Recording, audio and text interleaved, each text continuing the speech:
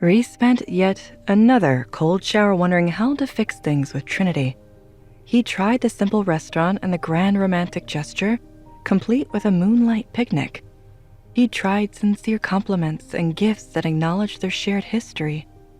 What else could he do? He considered asking his mom, but she was asleep by the time Reece felt ready to talk. By morning, it was too late. His mom was mid-conversation with Trinity at the breakfast table. Reece listened as he entered the kitchen. "You're doing great with them," Lila told Trinity. "We used to have a Phi who did most of the caretaking." "A Phi?" Trinity repeated, confused. Reece spoke up while pulling out his chair. "A Phi is a babysitter for the pack, a caretaker who helps the mothers with their cubs. Our last one passed away, and no one else stepped up to take their place." "Exactly." Lila leaned over to kiss Reece on the cheek. "Morning, Reece." "Good morning, Mom." He grinned across the table to Trinity. "Good morning." She nodded and mumbled, "Good morning." Lila sighed. "Don't tell me you two are fighting again." "We're not," Reece said. "She's just... I don't know what she is." "I'm fine," Trinity insisted. "Just getting used to some whiplash." "Funny you mention that. My neck's been hurting me a lot lately." She feigned a worried expression. "Have you tried a cold shower?" "I've had plenty," he growled. His mother watched them with wide eyes. "You two want the room, or can we finish talking about how the moms are struggling?" Trinity quickly turned back to Lila. "Sorry, right. I can't believe they've been on their own this long. Until we find another Phi, maybe we should have a packed daycare. It doesn't have to be every day, but a couple of days a week will give the mothers plenty of time to do stuff kid-free." Lila clapped her hands excitedly. "So thoughtful, don't you think, Reece?" He thought it would turn his house into a jungle gym. Trinity would volunteer one of their great halls in no time. How had he gone from no one in his house to a daycare in a few short months? He answered as neutrally as he could. "I think it would be a very popular idea among the pack women." Trinity's face fell. "So you don't like the idea?"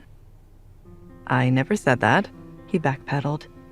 "It's necessary, especially if the mothers are struggling."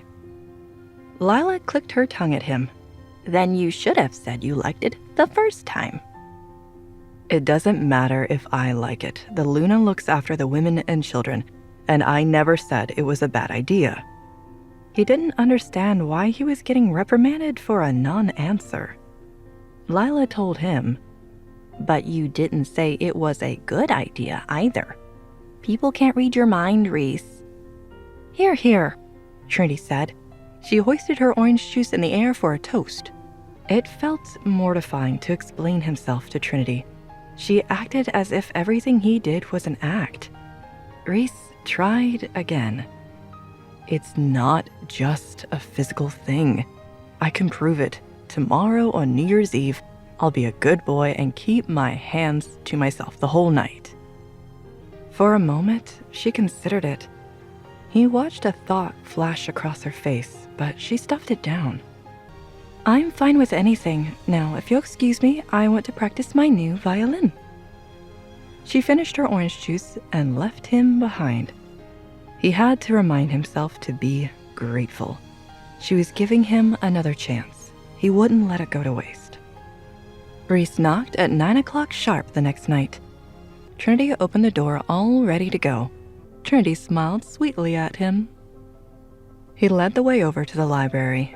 Trinity looked confused as he opened the door.